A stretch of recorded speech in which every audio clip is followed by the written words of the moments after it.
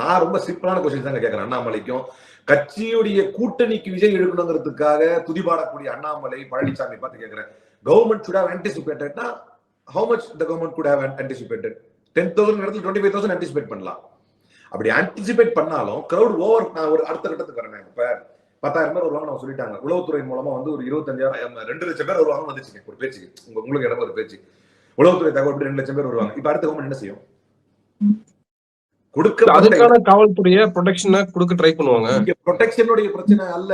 நீங்க என்ன சொல்றாங்கன்னா ஆன்டிசிபேட் பண்ணி அவங்களை தடுத்துருக்கணும். அப்படி தடுக்க முடியுமா? இந்த இடத்துல எப்படிங்க 2 லட்சம் பேர் உள்ள கொண்டு வர முடியும்? ஒரு வாதத்தை கேட்கிறேன். இப்ப ஆன்டிசிபேட் பண்ணணும், உளவுத்துறை தகவல் தெரியும், அங்க கிளம்பிட்டு இருக்காங்க. எப்ப தெரியும் அப்படின்னு சொன்னா, நான் கரெக்டா பாயிண்ட்டுக்கு வரேன். இவர் என்ன தைபேஸ் படிச்சாரு தெரியல. நாங்களாம் அமைப்புகள்ல இருந்து வந்திருக்கிறோம். அடிப்படை அமைப்புகள்ல இருந்து ஒரு நிகழ்வுக்கு வந்தா, ஒரு இஸ்லாமிய அமைப்பு வந்தா சிஐடபிள்யூ இருந்து எப்படி கூடுவாங்க, ஐஎஸ் வந்து எப்படி கூடுவாங்க, எத்தனை பேர் வரீங்கன்னு எப்படி விசாரிப்பாங்க, எல்லாம் எங்களுக்கு தெரியும். எல்லாம் பார்த்துட்டு தான் வந்திருக்கிறோம். அப்ப அப்படி கூப்பிடும் பொழுது போது ஆன்டிசிபேட் பண்ணுவாங்க. முதல்ல தகவல் போட்டே இருப்பாங்க. எங்க இருந்து எத்தனை வண்டி கிளம்புது, எங்க இருந்து யாராவது வரும், அந்த மாவட்ட நிர்வாகிகள் போன் பண்ணுவாங்க.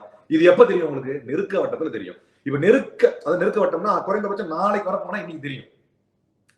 ஒரு முழுமையான அல்லது ஒரு நாள் 2 நாள் தெரியும். இப்ப தெரிஞ்சிருச்சு. அங்க வந்து வண்டிங்க வச்சுட்டாங்க, ஏற்பாடாக வந்துட்டு இருக்காங்க. இப்ப கவர்மெண்ட் என்ன செய்ய நினைக்கிறீங்க? போலீஸ் இங்க போலீஸ் போர்ஸ் போடுறது இல்ல. இங்க கொடுத்திருக்கிற இடமே குறுகலான இடம். நீங்க தான் சொன்னதுக்கு மேல வாண்டடா அதிகமா கூட்டத்தை கூட்டு வரீங்க. இல்ல கவர்மெண்ட் ஆன்டிசிபேட் பண்ணிருக்கோம். சரி, உங்க வாதப்படி வரேன். அப்படி கவர்மெண்ட் ஆன்டிசிபேட் பண்ணிருந்துச்சுன்னா, போலீஸ் ஆன்டிசிபேட் பண்ணிருந்துச்சுன்னா என்ன செய்யும் அப்படின்னா, தடுத்து நிறுத்தும். அந்த இடத்தில் அவ்வளவு பேர் போலீஸ் போடாது. லூஸ் மாதிரி நம்ம பேசிட்டு முடியாது. அண்ணாமலை பேசுற மாதிரி அந்த இருக்கிற இடத்தை தாண்டி வரக்கூடிய கூட்டத்தை தாக்கு பிடிக்கிற மாதிரி போலீஸ் போட மாட்டாங்க. அந்த இடத்துக்கு ஏற்ற மாதிரி தான் கூட்டம் வரணும்னு தடுப்பாங்க. அப்படி தடுத்தா என்ன இருக்கும்? கவரமா இருக்கும். இல்லங்க, எங்களை பார்த்து பயப்படுத்துவார் விஜய். ஆமா, அப்படி கட்டுப்பாடு கூட்டமும் அவங்க இல்ல அப்படின்றது ஒரு. அப்போ எப்படிங்க கவர்மெண்ட் பொறுப்பு? இந்த கேட்கறவங்க கேன போயிடலாம். நாம வந்துங்க ரொம்ப 10 பைசா எவன்ட்டே காசு நீண்டி கை நீண்டி வாங்க மாட்டாங்க. எனக்கு தெரியாது. ஒரு இன்டர்வியூ போனா கூட இது வரைக்கும் ஒரு 100 ரூபா வாங்கினது கிடையாது. சொந்த உழைப்புல சொந்த சாப்பாட்டுல சாப்பிட்டு வளர்ந்த உடம்பு இது. நியாயத்துக்கு நீதிக்கு மட்டும் தான் என்னைக்குமே பேசியிருக்கிறோம். அரசுக்கு பொறுப்பு இருக்கிறது, கண்டிப்பாக இருக்கிறது. ஆனால் விஜய்க்கு தான் முழுமொத்த பொறுப்பு இருக்கிறது.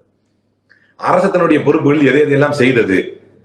இறந்தவர்கள் உடலை பார்த்து விட்டு வருவது வரை எல்லா பொறுப்பையும் செஞ்சிருச்சு கவர்மெண்ட்.